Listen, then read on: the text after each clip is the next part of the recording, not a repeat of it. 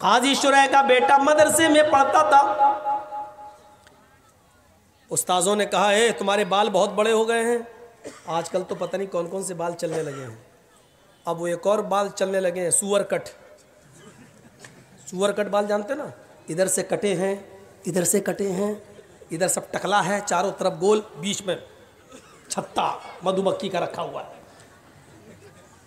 इसको हमारे यहाँ कहा जाता सुअर कट बाल। कौन कौन से बाल चलने लगे, अल्लाह रहम करे। ओ जाने पता नहीं कौन से हिजड़े निकाला होगा ये बाल, उनके नक्शे कदम पे हम चल रहे हैं।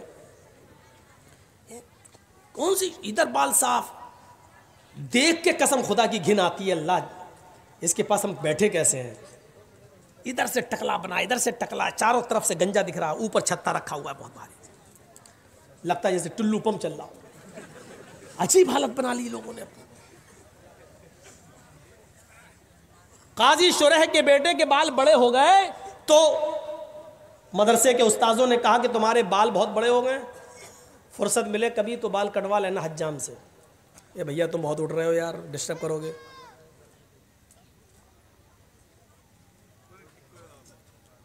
तो बेटे ने कहा ठीक है। काजी शुरैह का बेटा कहा ठीक है करवा लो। एक दिन उसको फुर्सत मिली तो निकल गया।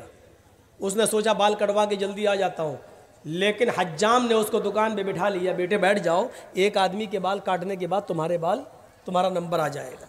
इत्तेफाक देखिए, जैसे वो आदमी उठा इनका नंबर आया, काजी शुरैह के बेटे का नंबर आया, वैसी अजान होने लगी मस्जिद में। लेकिन उसने बाल काटना शुरू कर दिए थे।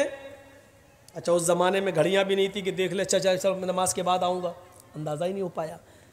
बाल कटना शुरू, इधर अजान शुरू। जब तक बाल कटे तब तक जमात खत्म।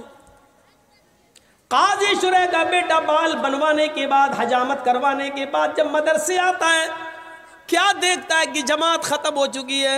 उसने वुजू बनाया और मस्जिद के अंदर अकेले नमाज पढ़ लिया।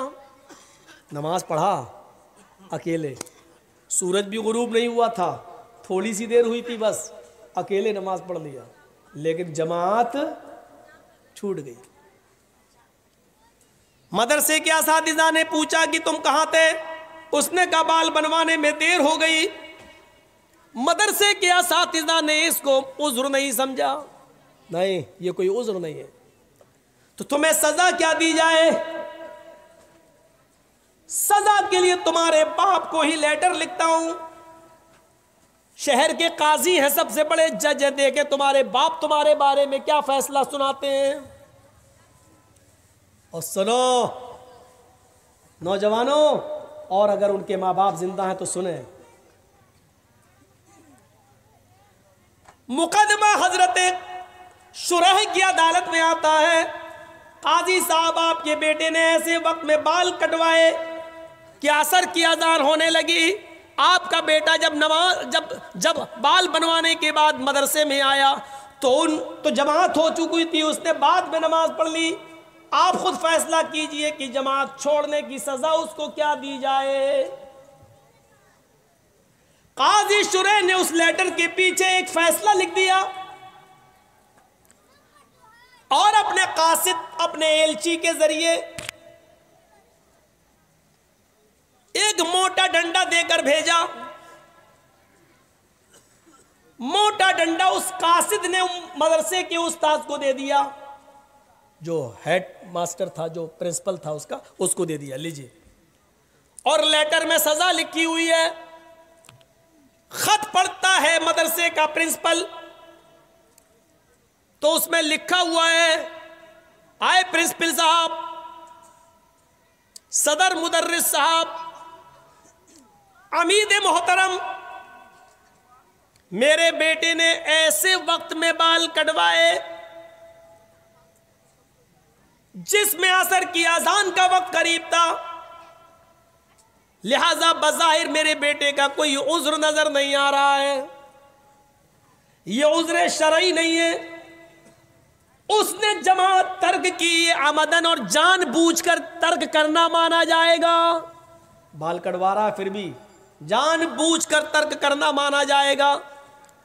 लिहाजा इस आमदन और जानबूझकर नमाज तर्क करने की सजा मैं ये सुनाता हूं कि जो डंडा मैंने तुम्हें भेजा है, इस डंडे से मेरे बेटे को इतना पीटो कि ये डंडा 3 टुकड़ों में बट जाए, इस डंडे के 3 टुकड़े हो जाएं। मोटा डंडा, ये वाला नहीं था पकड़ो एक मारो टूट जाए, मोटा डंडा 3 टुकड़े हो जाए। हाँ, लेकिन जब डंडा 3 टुकड़े हो जाए तब मेरे बेटे को पीटना छोड़ देना। उसके बाद मेरे बेटे की सजा ये होगी कि उसको 3 दिन तक कैद खाने में डाल देना, किसी बंद कमरे में बंद कर देना, उसको खाना बंद कर देना, उसका पानी बंद कर देना और रोजाना तौबा कराना।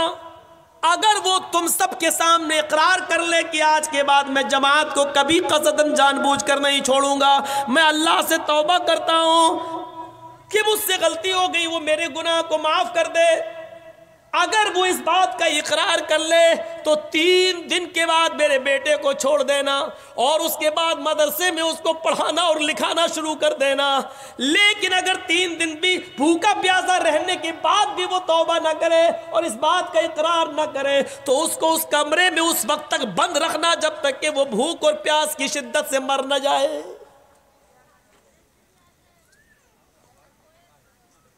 एक वक्त की नमाज, और नमाज नहीं छूटी थी, नमाज तो पढ़ लिया था, जमात छूटी थी एक वक्त की, वो भी बाल बनवाने में। हम अपने गरीबानों में झांक कर देखें कि हमारी औलाद ये कौन सी नमाज है। हम जिस दुकान पर बैठे हुए हैं, अजान हो रही है, बाप हाजी है, हज करके आया, बेटे बैठो दुकान पे, हम नमाज पढ़ के आ रहे हैं, पहले हम पढ़ा बाद में तुम चले जाना। ये इस्लाम के हकाम किराना मर्चेंट की दुकान नहीं है, जो तुम्हें पसंद आए वो करोगे और जो नहीं पसंद आए वो नहीं करोगे। हाजी साहब जमात के साथ नमाज पढ़ रहे हैं और हाजी साहब का बेटा जमात छूटने के बाद मस्जिद में बाद में जाता और नमाज पढ़ता है। ये कौन सी जमात और कौन सा इस्लाम है ये? हय्या अलस सलाह, ये निदा जो आई है वो हाजी साहब के लिए भी और हाजी साहब के बेटे के लिए भी है। ये निदा मौलाना जर्जीस साहब के लिए भी और मौलाना जर्जीस साहब के 11 साल के बेटे के लिए भी है। ये निदा इमाम हरम के लिए भी है और मक्के के रहने वाले लोगों के लिए भी है। यही आवाज हय्या अलस सलाह सऊदिया के बादशाह के लिए भी है और सऊदिया के गलियों में भीख मांगने वाले भिखारियों के लिए भी है। इसी एक वक्त में यही नमाज का वक्त सबके लिए है। सबको एक ही वक्त में मस्जिद में जाना है, एक ही इमाम के पीछे नमाज पढ़ना है, उसी की इब्तिदा में नमाज अदा करना है, एक दूसरे को चिपक कर खड़ा होना है, कदम से कदम मिलाना है, टखने से टखना मिलाना है, कांधे से कांधा मिलाना है, अपने दिलों के कीने और कदूरत और बुग़्ज़ और इनाद को खत्म करना है और एक ही साथ रुकू में जाना है, एक ही साथ सजदे में जाना है और इस बात का ऐलान करना है, एक ही सफ में खड़े हो गए महमूद व अयाज, न कोई बंदा रहा न कोई बंदा नवाज। ये निदा हय्या अलस सलाह की आवाज सबके लिए, अजान की आवाज आती है हय्या अलल फलाह, आओ कामयाबी के लिए। कामयाबी ये बाप के लिए भी है, बेटे के लिए भी है, हाजी साहब के लिए भी है, उसके बेटे के लिए भी है। आओ इसी वक्त में अपनी दुकान बंद करो। अजान की आवाज सुनने के बाद अगर तुमने दुकान बंद नहीं की और मस्जिद के अंदर नहीं आए तो जब तक जमात हो रही है, अजान हो जाने के बाद से, हय्या अलस सलाह सुनने के बाद से, जमात होने तक जितनी तुम बिक्री कर रहे हो, जितना माल तुम बेच रहे हो, इसमें जो कमाई आ रही है वो हराम है और इस हराम कमाई को अगर तुमने माल हलाल में मिला दिया तो वो माल हलाल भी हराम हो जाएगा। एक बाल्टी पानी में पेशाब का एक कतरा डाल दो तो पूरी पूरी बाल्टी पानी नापाक, एक लोटे पानी में पेशाब की एक बूंद डाल दो तो पूरा लोटा पानी बेकार, एक गिलास पानी में, फिल्टर पानी में, पानी की 1 लीटर की मिनरल वाटर के बोतल के अंदर पेशाब की एक बूंद डाल दो तो पूरा फिल्टर और मिनरल वाटर बेकार। उसी तरीके से इतनी देर जो अज़ान से लेकर जमात तक जो तुमने कमाया है और मस्जिद में नहीं गए, ये हराम कमाई है, और इस कमाई को अगर तुमने हलाल कमाई के अंदर मिला दिया तो तुम्हारी हलाल कमाई भी हराम, वो भी बेकार। आइंदा ही बुलाएंगे इस मौलवी को, ये तो सबकी खटिया खड़ी हो रही है। मैं क्या करूं अपने